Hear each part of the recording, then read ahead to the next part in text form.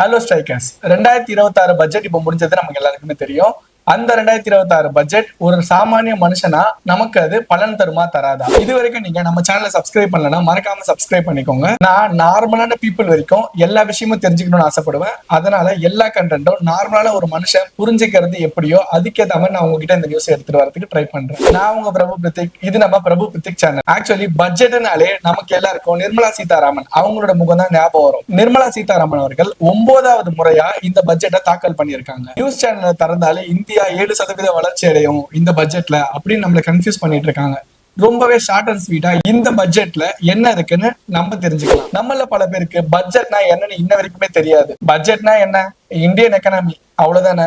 இவ்வளவுதான் நமக்கு தெரியும். ஆக்சுவலி பட்ஜெட்ன்றது நம்ம பாக்கெட்ல எவ்வளவு பணம் இருக்கு அதை பத்தின விஷயம் தான். சோ நானும் உங்களை கன்ஃபியூஸ் பண்ண விரும்பல. என்னென்னலாம் இந்த பட்ஜெட்ல சொல்லியிருக்காங்கன்னு கிளியரா பார்ப்போம். ஃபர்ஸ்ட் ஆஃப் ஆல், இந்த சிகரெட் பிடிக்கிறவங்க, பீடி பிடிக்கிறவங்க, பான் மசாலா யூஸ் பண்றவங்க அவங்களுக்கு எல்லாருக்குமே ஒரு பெரிய அதிர்ச்சி. எனக்கு ரொம்ப சந்தோஷமா இருக்கு. இந்த பட்ஜெட்ல அவங்களுக்கு தான் பெரிய ப்ராப்ளமே. பொருளோட விலை எல்லாம் கண்ணா பின்னான்னு ஏத்தி வச்சிருக்காங்க.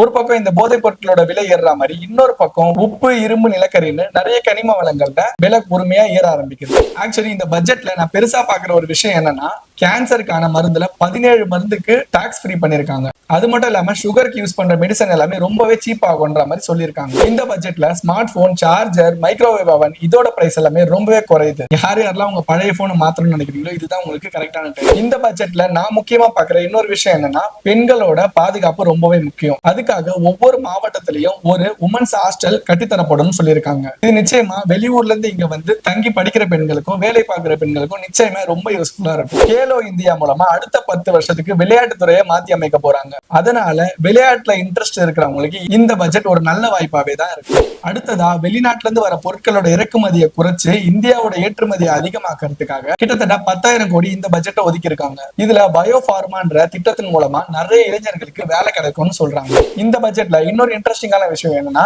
பெரிய தொழில் மட்டும் இல்லாம சின்ன சின்ன தொழில் பண்றவங்க, அதாவது ஸ்டார்ட் அப் ஸ்டார்ட் பண்றவங்களுக்கு எல்லாம் இந்த டைம் தனியாவே ஒரு பட்ஜெட் ஒதுக்கி இருக்காங்க. சோ இது நிச்சயமா ஒரு ஸ்டார்ட் அப் ஸ்டார்ட் பண்ணணும்னு நினைக்கிற எல்லாருக்குமே ஒரு யூஸ்ஃபுல்லான விஷயமா தான் நான் பாக்குறேன். இது எந்த அளவுக்கு கரெக்டா ஒரு நார்மல் பீப்புளுக்கு வந்து சேரும்னு எனக்கு தெரியல. But wait and see, wait பண்ணி தான் பார்க்க முடியும். அதே மாதிரி கரண்ட் பில்லை குறைக்கணும், சோலார் பக்கம் இன்வெஸ்ட் பண்ணி சோலார்ல இருந்து பவர் ஜென்ரேட் பண்ணிக்கலாம்னு நினைக்கிற நிறைய பேருக்கு ஒரு நல்ல நியூஸ். சோலார் பேனல் மேல இருக்க டாக்ஸ் இந்த இடத்துல கம்மி பண்ணிருக்காங்க.